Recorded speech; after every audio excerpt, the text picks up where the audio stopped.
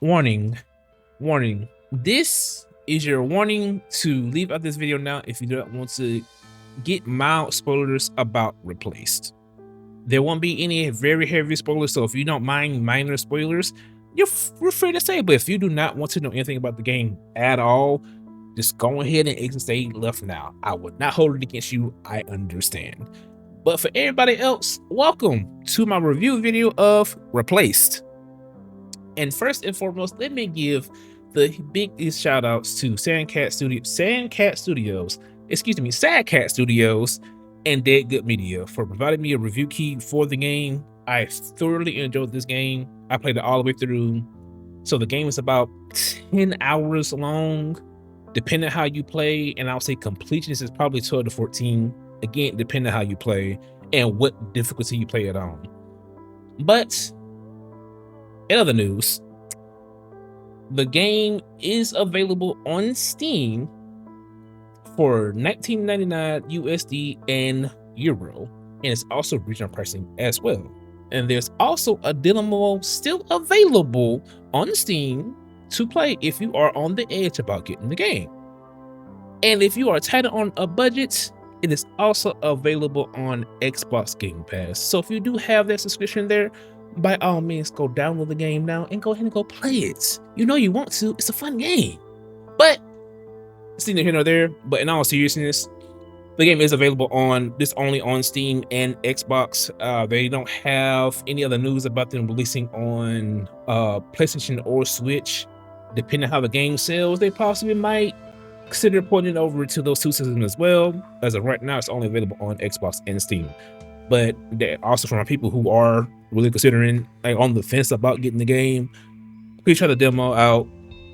The demo will give you a feel of the game if you're just on the edge about it, but it's definitely a good game. It is worth playing.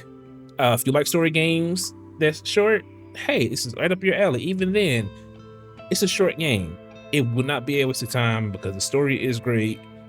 That's all I'm gonna say there about the story as of right now. But in other news, the art direction of this game is just phenomenal. They really put some TLC into the art direction because it is a 2.5D game. So for those who have not experienced a 2.5D game, it's a 2D game with some depth. You can tell there's some depth into the game by certain camera shots and certain angles. You can tell that there's some depth there. And it's definitely not everybody's cup of tea, but it's definitely my cup of tea because it just looks gorgeous. And the way the game just presents itself and how they utilize the 2.5D graphics, they did a really great job. Because some of the shots, especially a particular shot near the end of the demo, if you played it, or near the end of chapter 1, again, you can see what's near the end of chapter 1, but near the end of chapter 1, just the graphics and what happens, particularly in the cutscene, and how you feel like something's about to happen to the main character. It's a little startling, but nothing really happens at the start of the game. That's a lie, but it's neither here nor there. And speaking of the start of the game, if you have played the demo, the game does tell you what happens at the very beginning of the game, but you just don't see it happen. So if you pay attention to that, and just know that the main character of the story is an AI called Reach that's in a human body, and that human body is named Warren. But he is currently not there. He has been kicked out by his good friend Reach because a freak accident happened. So that's not by any means or any maliciousness of Reach. It's just a freak accident happened and he ended up inside the body. Other than that, you do have other characters that you do meet as you progress in the game, and you meet a lot of these characters of the main cast very early on.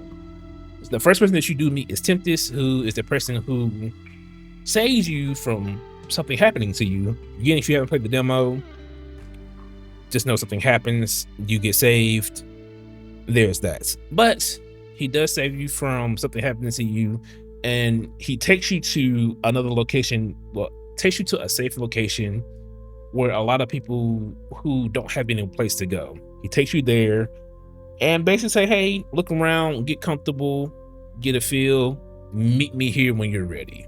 So you run around, you get to meet a few other characters. You do also have to progress the story to meet the rest of the cast that's there, but some of the people who you can meet or just hear about, you can just run around and see them. But for the main characters, you do have to progress the story to see them. But for some of the minor characters that are just there, not really to add to the story, but to just give some more world building, some depth to the game, they're there for you to just freely come across. Now, there are some side quests in the game, and I would definitely say it will behoove you to do some of the side quests if you feel like doing them, but it's one of those games where it's worth doing the side quests for lore reasons and also upgrade reasons. So I'm just gonna say that now. There are upgrades attached to those side quests, and they do help. But if you don't want to do side quests, I completely understand. But this is one of the games where the side quest is worth doing because it's not just a fetch quest. It's actually a quest that adds on to the game, and you would get just random bits and pieces about the about some of the side quests that you do interact with the side quest. But other than that, if you don't want to do side quests, hey, I get it. But it's neither here nor there. Now, for the actual gameplay, so you do have your mixture of combat, puzzles, and story, with a slight bit of downtime. And it's very well paced. Nothing overstays its welcome. You seamlessly flow through your story, the combat, and the puzzles. There's nothing that feels out of place. There's nothing that feels like it's taking too long or entirely too short. Everything feels just right as you play through the game. The puzzles in themselves, they're not overly difficult, but they're not simplistic at the same time. They're in a really good spot where if you aren't good at puzzles, they're not going to cause you to want to look up how to do the puzzle because it's just too difficult, or you're not having the best of times of figuring it out because you're probably tired or you have a little bit of brain fog. It's not noticeable, but it's also not super simplistic to where you can just immediately figure out the puzzle. There is some little thinking that you do have to do with the puzzles, but not anything that is too strenuous. Some of the objects, I'm gonna say some of the objects, some of the thing that you need to do to progress the puzzle, it might not be super noticeable at first. You have to make sure you really pay attention to the environment and how the environment looks. In certain places you can grab brawl, they might not stand out too much because one thing Replace don't do is they don't really use yellow paints. They don't use yellow paints. So for people who don't like yellow paint, hey, guess what? There's no really any yellow paint in the game. It's somewhat there, depending on what it is. It's somewhat there, but not super stand outish. You just have to really look and pay attention. Like, oh, that's where I need to go. That type of deal. But overall, that's really about it. The gameplay is very smooth. The overstays its welcome. The story is very good. It just all meshes together very well. Now, the biggest thing that I would say that had the biggest change is probably the combat. It's probably the combat. And the only reason I say it's probably the combat is because they added one thing into the combat. Well, not even just one thing. From the demo into the full game, there's a humongous difference between the combat. So if you play the demo, you already know Richie's movements is slow. He's not the fastest character when it comes to approaching an enemy. It still stands in the full game. He's not the fastest character to approach an enemy. But what they did is they added a move into the game. If you press either the left or the right directional, and if you're close enough to the enemy, you will flip kick towards them. So you hit them, you can close distance to hit them at the same time. While in the demo, you just can't do that. You can't hold a directional towards the enemy, no matter how close they are, and flip kick towards them to hit them to close that gap between you and the enemy. You have to be up on them either via them approaching you, you approaching them by walking and or rolling. So there's not many options just to approach the enemy. But depending on the difficulty that you're playing on, it does determine the enemy's aggression level. And the aggression level is different between easy, normal, and hard. It's not a super noticeable difference. I would say the biggest thing that's noticeable is the health difference between easy and hard. Normal is just normal. They have the standard amount of health, the standard amount of aggression there. But the easy and hard, you can tell how much less damage they do in easy and how much damage it takes. Well, how much time it hits them for them to go down. It's not as bad. It's faster. It doesn't feel as fast, but it's a little bit faster. Hard, it takes a little bit longer. They do hit harder. It's a noticeable difference between easy and hard. But what I noticed is it takes 1 heart per hit in easy, and depending on it also takes what you get hit by as well. And in hard, depending on what you get hit by, it can take 1 heart up to 3 hearts. So you just gotta watch out what you get hit by and how often you get hit. The biggest difference is going to be the healing. The healing in the game is very much so dictated by what difficulty you're playing on. In easy, you have extra med stems that you can start out with. On top of, you basically have endless heals. So if let's say you use both your heals, I don't say endless heals, but if you use both your heals in the combat, you have to combat. When you go to the next combat, you get both of them back.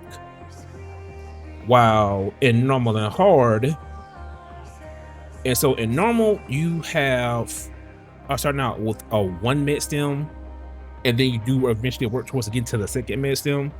You start out with 1 med stem, but you can recover 2 med stems once you complete the combat. In hard, you can only recover 1 med stem once you get outside of combat. So in hard, you have to really pace yourself and make sure you don't get hit too often, because if you don't, you can go in with a low amount of health in the next combat, a low amount of health and no heal. So if you get hit, that could be GG. You have to start that fight over, which starts you up back with full health and also that med stem as well. But just be very aware if you do play like that. If you are a very aggressive person, just know you might get clipped upside your head a couple of times. But they do have extra mechanics in the game that aren't present at all in the demo, and I mean at all. They're not present. They only are present in the full game.